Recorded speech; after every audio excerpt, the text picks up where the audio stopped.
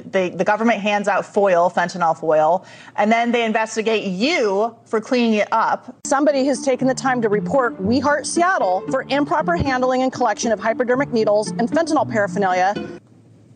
We Heart Seattle is a volunteer group focused on homeless camp cleanups. You can see here just some of the hypodermic needles they've cleaned up from public spaces. But for some reason, Washington State is punishing them for it. This is what 3rd and Pine looks like on almost any given day. Last year, King County EMS workers responded to more than 8,400 opioid overdoses. Scraps of foil litter the ground along Seattle's Blanchard Street, just feet from where people were slumped down or stretched out across the sidewalks. Foil is used to smoke fentanyl, and the residue-laced strips are routinely removed by volunteer crews with We Heart Seattle. So this is all the foil that we got today at Dejon, Lewis, and Jose Rizal Parks. Are these your needles? I mean, this is the harm reduction stuff. Why are you touching it? Yeah, why are you guys... I mean, you got the fentanyl foil, you got the pens. Well, We Heart Seattle has been asked to provide a series of documents over the next couple of weeks. Now, this state investigation could take several months to complete and potentially result in fines if any violations have been found to occur. And they say this is all part of a harm reduction model, that it's about being where the addict is and making sure that since they're going to engage in this behavior anyway, at least they're doing it safer. But at the end of the day, the results speak for themselves, and homelessness and addiction is getting worse in Seattle and King County. We just had a stunning increase.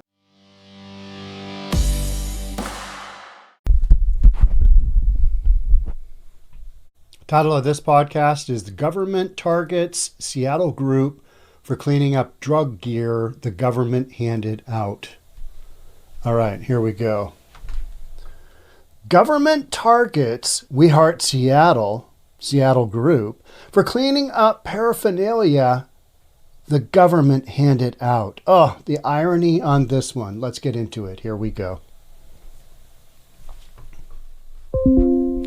Yeah, so Andrea Suarez's We Heart Seattle is being targeted by Washington State Labor and Industries.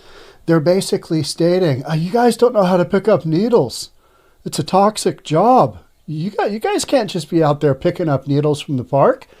You got to have special training. You got to have special gloves, hazmat suit, big needle dump truck, just the whole 9 yards. I'm making some of that stuff up, because it's so far-fetched that's kind of what this is. We Heart Seattle has been picking up needles for, 6 years now out of Seattle parks? I mean, they have picked up thousands and thousands and thousands of needles that the government has literally handed out because of harm reduction. All harm, no reduction.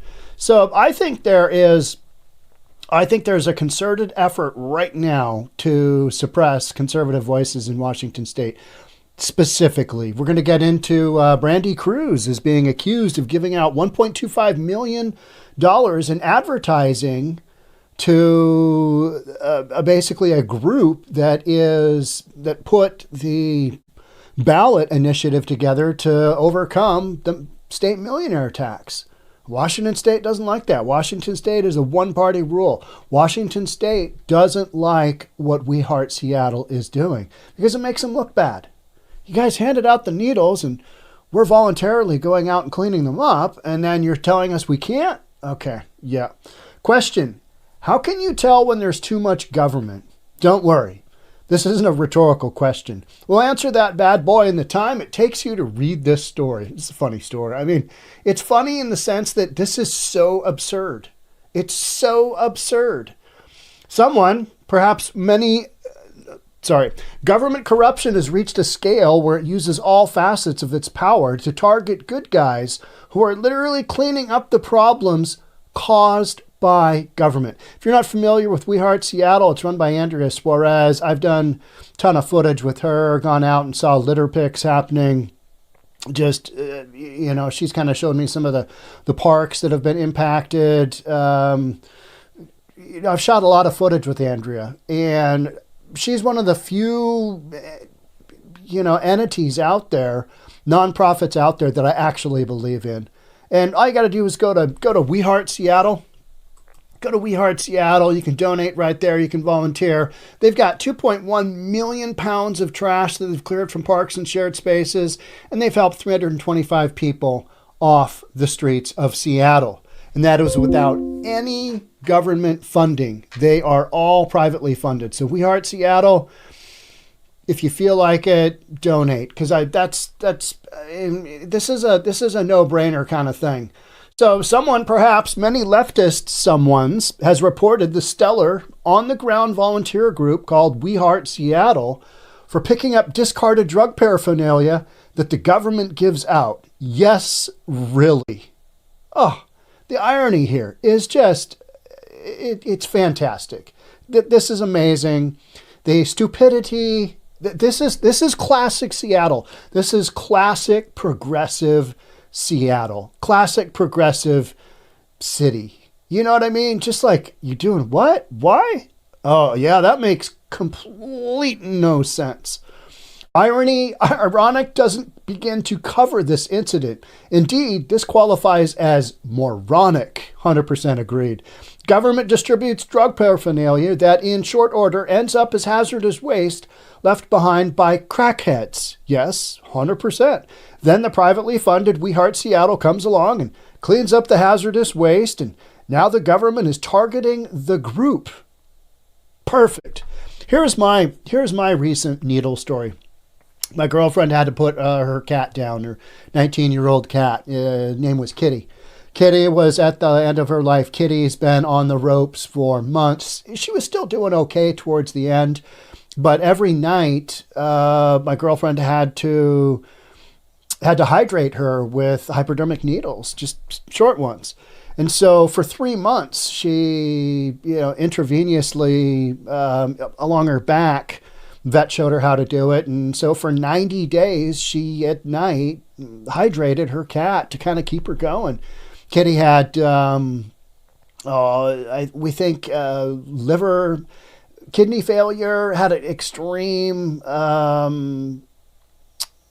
she was getting old. She had arthritis. She's just having a tough time getting around. So we had to put her down. But 90 days, yet we had 90 needles, and it has been so brutal to try and get rid of them. The vet would take them back, but they're going to charge $25.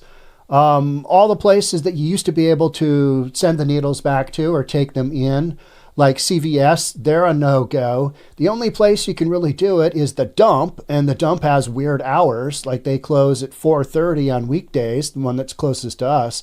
So it's this really difficult thing to get rid of needles that you use to hydrate your cat. They're really, really hard to get rid of. So you got to put them in a container. The container's got to have this lid. Yeah, it's just, it's a disaster. And yet the government hands these things out to crackheads so that they can shoot their dope. And then the government claims, well, this is harm reduction. We're reducing the harm because now the intravenous drug users are using clean needles. Oh, perfect. That one. Nobody's taking crazy pills. They're deliberately trying to harm a group in the name of harm reduction or maybe embarrassment. I don't think it's embarrassment. I don't think the Washington state government has any embarrassment factor whatsoever because they put some absolutely numbnuts ideas out there, right? Oh, it's going to be good for business. State of Washington and King County, governmental supported nonprofits such as the People's Harm Reduction Alliance hand out fentanyl foil, pipes, needles, and other kinds of equipment to make it easier for addicts to get high. 100%. You know who pays? Taxpayers pay. Perfect. They call this unmitigated slow-mo human-caused disaster harm reduction and claim that the problem is homelessness. Nah, it's drug abuse that they're feeding. In reality, this approach increases, not reduces harm to an ever-increasing number of addicts who come to Seattle for easy-to-get drugs where they can inject or smoke them anywhere. Now, some of the parks that I've covered at Dr. Jose Rizal have been closed. And, the city has had to go through and basically do a redo in the entire park because these whacked out drug addicts are just running around destroying things left and right. And you know what happens? Nothing. Nothing happens. Just things could just get worse and worse and worse. Meanwhile, you got Andrea Suarez out there with her team, and they're actually doing some good. Cleaning up the parks and doing outreach. Andrea Suarez, the founder of We Heart Seattle, says the State Department of Labor and Industries has served notice of improper handling and collection of hypodermic needles and fentanyl paraphernalia in areas where government apparatus give out these items. That's nuts. This is nuts. Suarez says she provides equipment and training to all volunteers. Here's how you pick up a needle. Here's how you put it in the container. Do you need much more than that? Do you need much more than that? I mean, the fact that you've got volunteers willing to take a needle out of a park where kids play, somehow this makes no sense. Here's what Andrea has to say. We have not had any safety incidents. We're very proud of this work. We're not afraid of this investigation.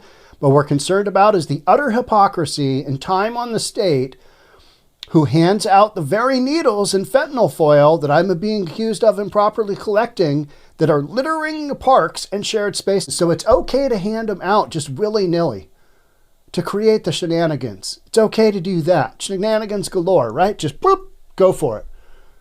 But to undo it and to make parks safer, so little Johnny and little Susie don't go down the slide and, butt into literally with their butt, a needle, that's the problem. That's the problem. Oh, okay. All right.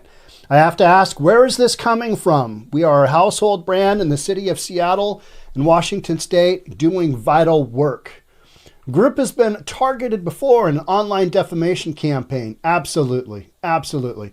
Let's watch this video. This is down at the federal building. This is Andrea Suarez.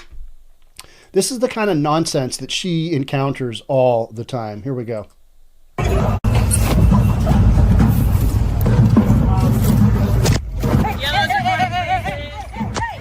Smacking her phone. Go back to your condo on Second Ave. Seriously, why are you here to fucking Get your phone. Get the hell out of here! Go. Get the fuck up your soul! That's Antifa for you, folks. Get out of here. You're assaulting me. Where's the fucking cops? Yeah, not There there. are no cops here. This is people that Get out of here, Andrea. Don't hit her. They don't like Andrea. Damn homeless people to kidnap you, bitch! run it over. Run her over. Yeah. Yep. I mean, these people are just absolute losers. Just losers. The loser factor of Antifa is just, I mean, it is amazing how bad these people are. We Heart Seattle is a private funded nonprofit doing volunteer work in our shared spaces. Trump administration Department of Housing and Urban Development is now prioritizing drug treatment over housing first and harm reduction. So you've got a little clash between the feds and a state like Washington and any of the big blue liberal cities because they've all got their hands out for the homeless industrial complex money. And when you start going down treatment first versus housing first, funding gets cut off for the housing because this endless housing hasn't reduced homelessness. It's actually increased it because if you build it, they will come. And so that is why that is happening. So, absolutely nuts. And this is not new. Check out this one. This is Jonathan Cho when he was a KOMO news reporter back in November of 2021. Let's watch this video real quick. Yeah, where was that first complaint? Who's behind it? Is it the unions? Is it the activists? Pointed questions from the founder of a homeless outreach group after being told to stop picking up trash in and around encampments across the city. Seattle city leaders say the group called We Heart Seattle is causing more harm than good, but the nonprofit refuses to stand down. KOMO's Jonathan Cho is live with this Project Seattle story. Jonathan? Yeah, Eric, the city's worried some of these personal belongings out here could be accidentally thrown away or volunteers could be, but We Heart's concerned about the city's approaching bullying. Is this trash or personal belongings? For the past year, Andrea Suarez says We Heart Seattle's made that distinction. I would not go inside somebody's tent to pick that up. And has always asked campers for permission before clearing garbage at encampments across the city, like this one here on Shilshole Avenue in Ballard. Also engage and build trust and relationships with the people living here. But Suarez says last week, Councilmember Dan Strauss invited her onto a Zoom call, then criticized her efforts. Sadly, I was ambushed by many city agencies. She says officials from Seattle Parks and Recreation, Public Utilities, the Human Services Department, the Hope Team, and REACH all asked her to stand down. They said, we have it handled. Do not come back. Suarez says no one on the call told her why they were bringing up these concerns. I think this is about when I first started covering the We Heart Seattle and Andrea Suarez, because it's such a ridiculous story. You got a group that isn't taking any city money, and they're clearing out homeless encampments. They're cleaning up our parks. They're getting rid of needles. They're helping people get out of parks that are whacked out of their minds on dope. They're helping those people get into treatment or at least housing. And here it is, the city of Seattle going, oh, no, we can't have that. I mean, this is an improvement. We can't have that. We can't have you just running around out there willy-nilly doing your thing. Oh, and so now Andrea Suarez is enough of a threat where they basically say, you're not permitted to do L&I work disposal of sharp, pointy things that we hand out. It's so backwards. Concerns now, but says they emphasized a cleanup plan was already in place. REACH Director Chloe Gale says city staff organized the meeting to better create a coordinated response for the people living unsheltered in Ballard. The mayor's office sent us a statement that reads in part, "It is important to remember that staff who work in and around encampments are highly trained in safety procedures in handling debris, needles, and hazardous materials. This is not work that the city encourages volunteers to take on." And Councilmember Strauss says ad hoc outreach can cause confusion, making it more difficult to move people inside. A stand down at this point makes no sense. Doug Dixon with Pacific Fishermen Shipyard says most businesses in Ballard welcome We Heart's ongoing efforts. Critics have slammed We Heart's tactics in the past. A volunteer had to apologize for accidentally going into a tent without permission, thinking it was empty. Suarez says lessons have been learned and is pointing out that it isn't illegal for average citizens to help clean up public property. Can they actually stop you? No, of course not. Just this story in general is so bad. It's so bad. It's so ridiculous. It's so ridiculous. If she gets fined, so they're trying to raise $250,000 to combat the legal defense of this. Again, weheartseattle.org. Hit that donate button. And this is one of the few organizations I will encourage people to donate to because I actually believe in it. Here we go. Here's round 2. Washington opens formal investigation into Let's Go Washington PAC. And they are the ones that basically are putting out the deal to overturn the statewide millionaires tax. And they keep girls in girls sports, keep guys with dicks out of girls sports. That one really annoys me for some reason. I don't know why it annoys me so badly that we've got men playing in girls sports. You know what I mean? Just like, doing what? No, that's just absolutely absurd. So here's this one. Washington's Public Disclosure Commission, the PDC, has launched a formal investigation into conservative PAC Let's Go Washington over allegations of undeclared political advertising. Public Disclosure Commission now formally investigating a complaint filed by Seattle-based watchdog Washingtonians for Ethical Government, otherwise known as Democratic Rule is the only thing we're going to stand for in Washington State, right? Who claim Let's Go Washington failed to disclose advertising provided by political commentator Brandy Cruz. They are saying that Brandy brought up 159 times Let's Go Washington's various campaigns that they had out there, and that commentary, that is political advertising, and it was worth $1.25 million, 159 times. So somewhere between, I think there was 3.25 and 1.25 million is their big range, massive range, which comes out to like $2,200 to 7,000 something $100 per ad. Absolute insanity. That's just not a thing. It doesn't go like that. Nobody gets paid like that, right? There was a hearing on Wednesday investigating claims that Let's Go Washington skirted the state's Fair Campaign Practices Act by failing to declare in-kind political advertising provided by Cruz. Number one, they're going after Let's Go Washington because it's got the initiative out there to overturn the millionaire's tax and a couple of other things that are really hot potatoes for Democrats in Washington state. Democrats in Washington state, it's been a supermajority for so long that anytime any kind of pushback comes on them, they're just like, oh, we can't have this. We got to get rid of Let's Go Washington. We got to get rid of Future 42. Future 42 is the group. I went down and did one of their events. I sat at one of their events at in Renton, Washington, and at the one of their members said, "Hey, would you come on down?" And yeah, and it was cool. I got to hear a bunch of people speak that I wouldn't have been able to see otherwise, and it's a great group, and I support it. Brandy Cruz does too. She talks about it. They're saying she can't talk about stuff without inherently being advertising. So therefore, freedom of speech, boop, out the door, and the whole thing. So the Washington for Ethical whatever values this political advertising between 345,000 and 1.25 million. So they're trying to shut down Brandy Cruz. Yep.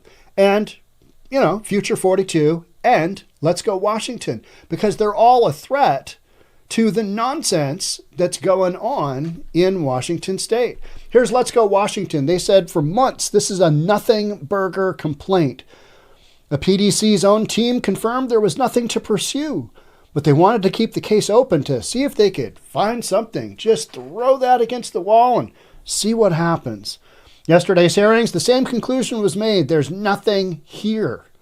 Baseless claims from serial antagonists are trying to derail the work of telling Washingtonians to vote yes on let's overturn the millionaire's tax and some other items. Just absolute nuts. So here's what the other side is saying. I'm happy to hear the PDC is taking this complaint seriously by moving forward with a formal investigation, and I look forward to their findings, said spokesperson Pam Stewart. Pam Stewart, are you smoking the doobie? Are you smoking the doobie? Because it seems like you are. I don't know. What are you smoking there?